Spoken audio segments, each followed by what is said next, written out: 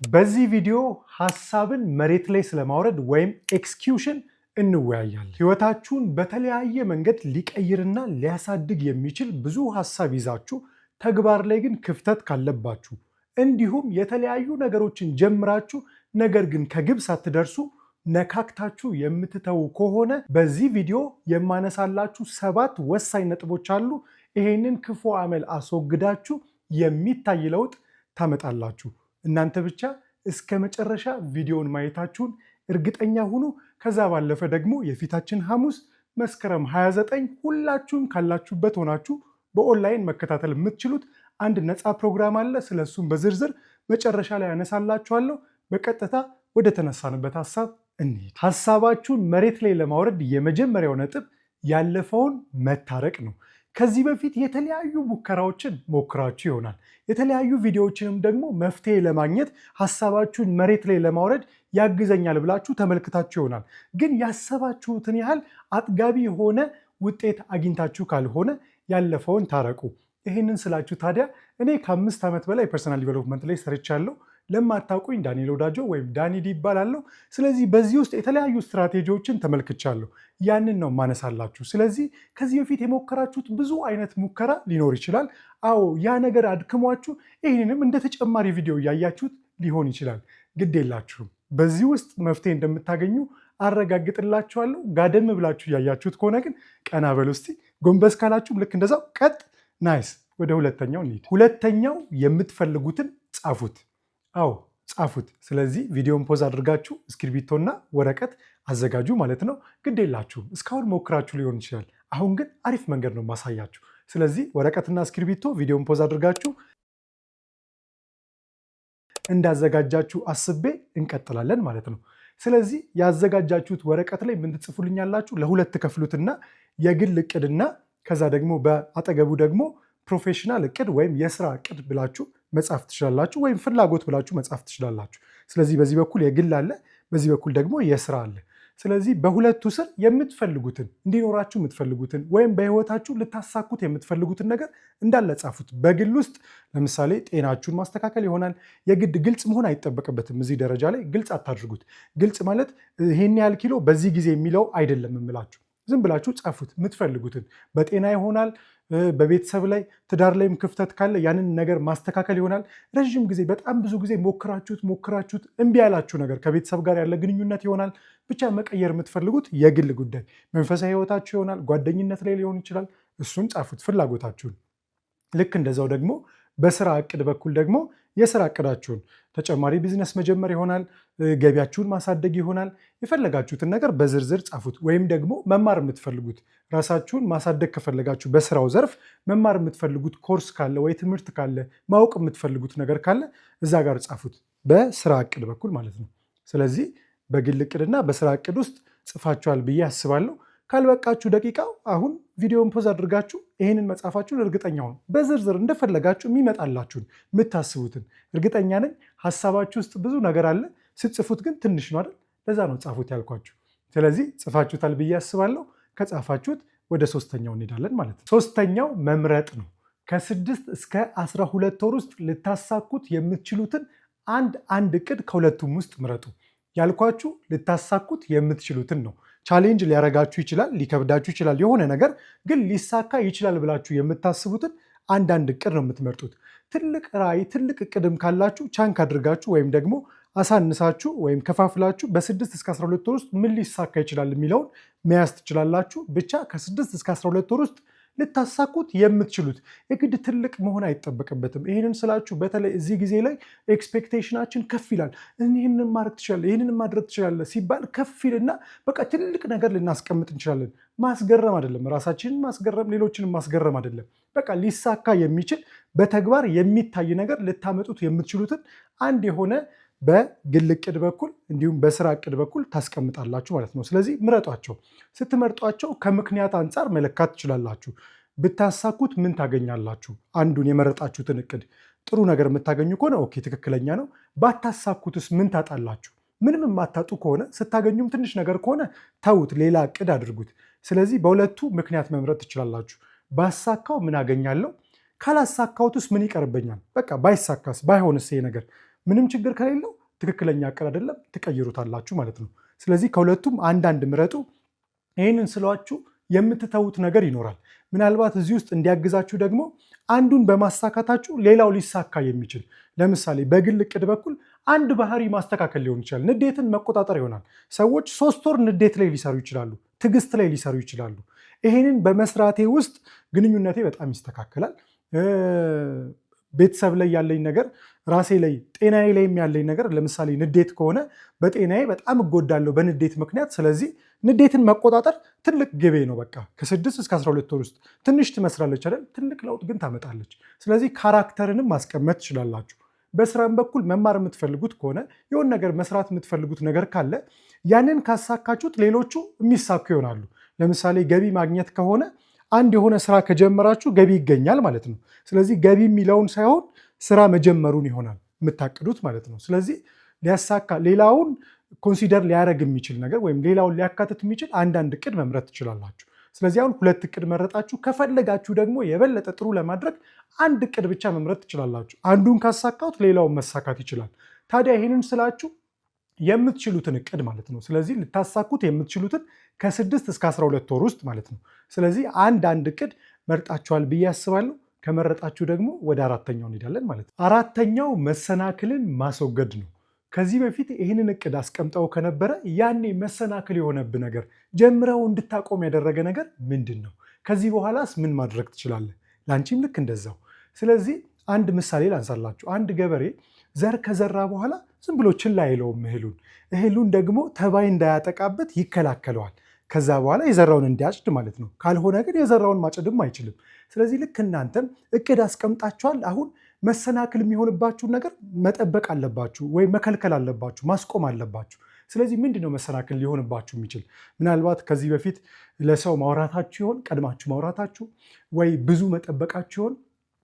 ብዙ ነገር ማሳካት ይቻላል፣ ግን በአንድ ዓመት ልታሳኩ የምትችሉትን በጣም የምታበዙት ከሆነ መሰላቸት ይመጣል። በተለይ ጊዜው አሁን ያለንበት ጊዜ አንዱ ይህን ነገር አሳካው፣ ሌላው ይህንን አደረግኩ፣ ሌላው ይህን አደረግኩ፣ እንዲህ ተቀየረ ህይወቴ እንደዚህ ይላል። ከጀርባ ብዙ ነገር ይኖረውና እኛ ግን እንዲህ እንጠብቃለን፣ እንዲያ እንጠብቃለን። ስለዚህ ብዙ በመጠበቃችሁ ይሳካል እኮ የእናንተ መንገድ እኮ አሪፍ እየሄደ ነው። ግን በቃ ተስፋ መቁረጥ መሀል ላይ ይኖራችኋል። ወይ ደግሞ እንዴት ነው ጉም የሸፈነው ቦታ ከሆነ አንድ አካባቢ ያ ጉም የሸፈነው ቦታ ላይ ስትሄዱ ሙሉ በሙሉ እስከ ጫፍ አይታያችሁም። የሆነ ቦታ ላይ ስትደርሱ ሌላ ደግሞ ይከፈታል እንጂ ጉሙ ከዚህ ሆናችሁ እዛ ማዶ ላይ አትሉ። ልክ ስትሄዱ ግን መጀመሪያ ይታያችሁ የነበረውን ያክል ስትሄዱ ሌላ ደግሞ ይታያችኋል፣ ሌላ ደግሞ ይታያችኋል።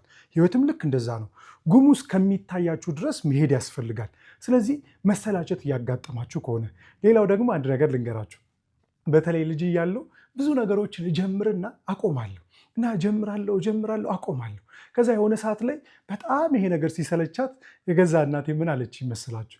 እኔ አንተ ልጅ ግራ አጋባኝ አለች። ምንድን ነው እናቴ ስላት እጸልያለሁ አለች።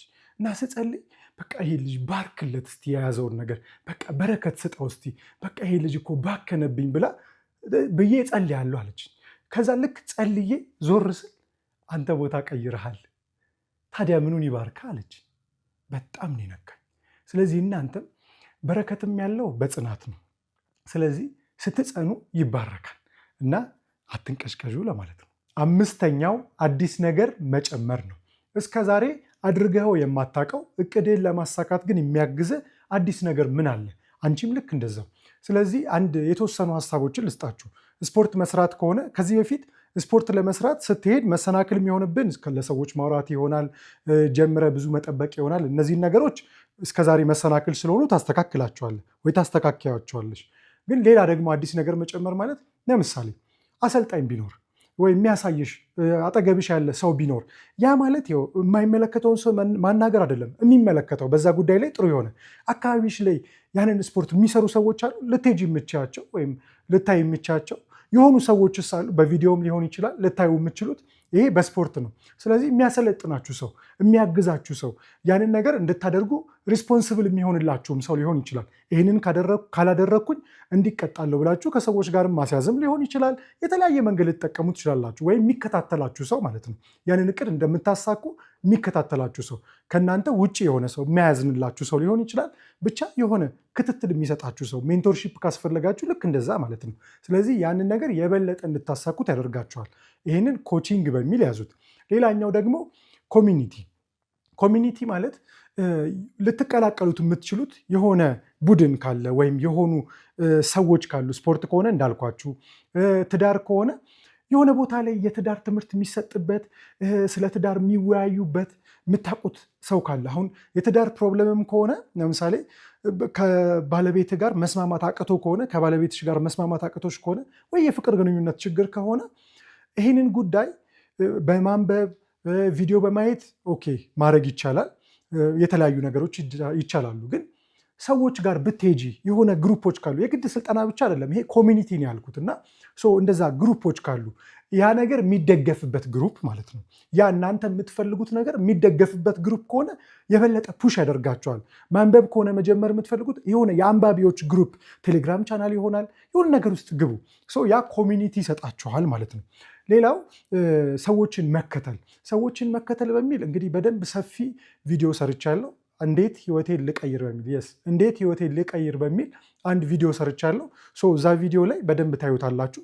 ሰዎችን እንዴት በጥበብ እንከተልና ምንፈልገውን ውጤት ማምጣት እንችላለን የሚለውን ታገኙበታላችሁ። ስለዚህ እዛ ቪዲዮ ላይ ማየት ትችላላችሁ። እነዚህን ነገሮች መጨመር ማለት ነው። እናንተም የምታስቡትን ምን ልጨምር እችላለሁ፣ ምን ላደርግ እችላለሁ፣ እቅዳችሁ መሳካቱን እርግጠኛ የምትሆኑት አሁን ደግሞ መሰናክሉን አስወግዳችሁ አዲስም ደግሞ የበለጠ እርግጠኛ እንድትሆኑ የሚያደርጋችሁን ነገር ስታደርጉ ነው። ስለዚህ ያንን ማድረጋችሁን እርግጠኛ ሆኑ። ወደ ስድስተኛው እንሂድ። ስድስተኛው ራስን መገምገም ነው። ይሄ በጣም በጣም ወሳኝ ነገር ነው። እቅዳችሁን መሳካት አለመሳካቱን ካለቀ በኋላ፣ ጊዜው ከሄደ በኋላ አይደለም ማወቅ ያለባችሁ። እቅዳችሁ ለምሳሌ የ6 ወር ከሆነ በየቀኑ ከገመገማችሁት ወይም በየቀኑ ውጤቱን ለማየት ከጣራችሁ ላይታይ ይችላል። በሳምንትም አንዳንዴ በደንብ ውጤቱን ላታዩት ትችላላችሁ። ግን በ2 ሳምንት ይሆናል ውጤቱን ማየት። በ1 ወር ውስጥ ምን ያህል ሄጃለሁ ውጤቱን መገምገም። ስለዚህ ባሰባችሁት መንገድ እየሄዳችሁ ነው ወይ? ውጤት ውስጥ እየመጣ ነው ወይ እንዳሰብኩት? ስለዚህ ያ ካልመጣ አካሄዳችሁን ትቀይራላችሁ። ይሄ ብቻም አይደለም፣ እቅዱንም ገምግሙት። ምን ማለት ነው?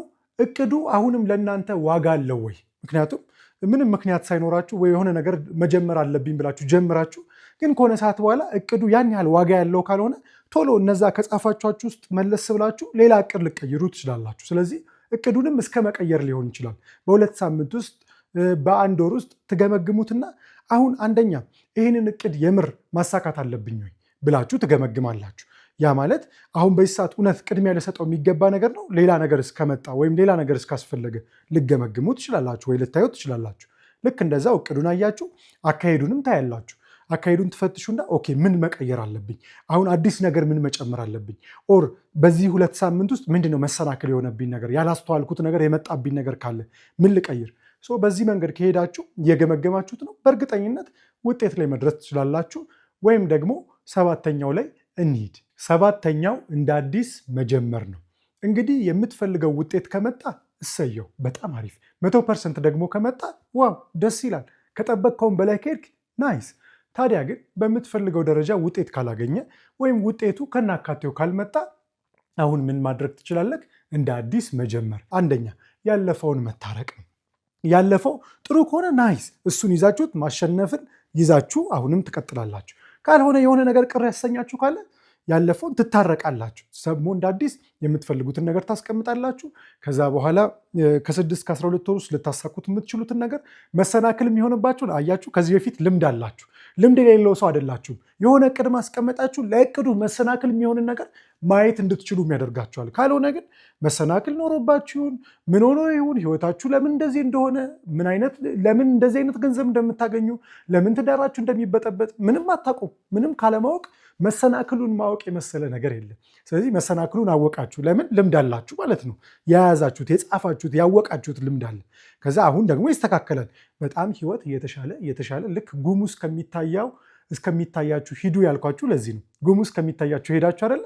አሁን ጉሙ እስከሚታያችሁ መሄዳችሁ ሌላ እውቀት ይሰጣችኋል። ከዛ ጉሙ የበለጠ ይታያችኋል።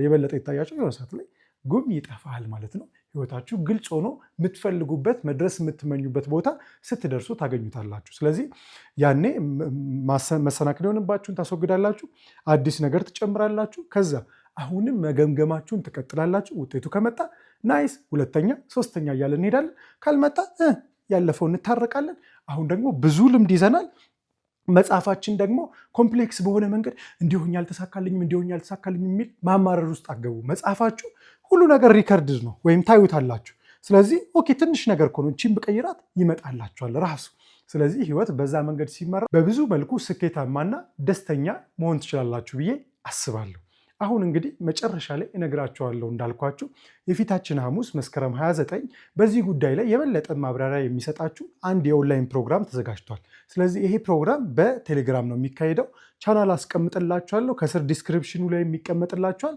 ወይም በዚህ ቻናል በዚህ ዩዘር ኔም ገብታችሁ እዛ ቻናል ላይ የዛ ቀን ላይ መሳተፍ ትችላላችሁ። ከምሽቱ 2 ሰዓት ላይ ነው የሚሆነው። ስለዚህ ማንኛውም ዝርዝሩን ደግሞ ከስር ስለሚቀመጥ ዲስክሪፕሽኑ ላይ ማግኘት ትችላላችሁ። እንዲሁም ደግሞ በዩዘር ኔሙ መግባት ትችላላችሁ። እዚህ ድረስ ስለተከታተላችሁ እጅግ አድርጌ አመሰግናለሁ። እወዳችኋለሁ። ይህንን ቪዲዮ ከወደዳችሁት ደግሞ ላይክ ማድረግ፣ ሰብስክራይብ ማድረግ እና የደውል ምልክቷን መጫን አስታውሱ። አመሰግናለሁ።